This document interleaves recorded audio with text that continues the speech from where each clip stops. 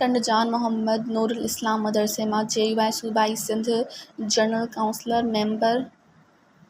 साईं ग़ुलाम मुस्तफ़ा रब्बानी, अरबाब ग्रुप जा अॻवान इरफान खान जयवार, वली मोहम्मद ख़ासकिन ऐं UC काज़ी अशरफ जा JUI ऐं अरबाब ग्रुप जे गॾियल पैनल तां रैली जी सूरत में टंडो जान मोहम्मद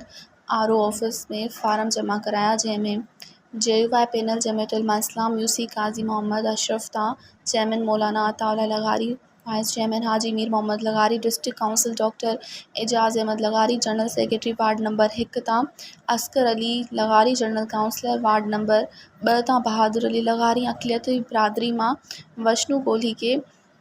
पैनल सां गॾु फारम जमा कराया। इन खां बाद में पूरे पैनल खे मुख़्तलिफ़ बिरादरियुनि दोस्तनि गुलनि जा हार पराए मुबारकूं ॾिनियूं। JUI जे नामज़द चेयरमैन मौलवी अताउल्लाह जो त मूंखे पूरो भरवसो आहे त असांजो पूरो पैनल कामयाब थी भलाई फलाही जो कमु कंदा। मज़ीद ख़बरनि ऐं तफ़सीलात लाइ विज़िट कयो असांजी वेबसाइट www.awamiNewsHD.com ऐं ॾिसंदा रहो अवामी न्यूज़ HD।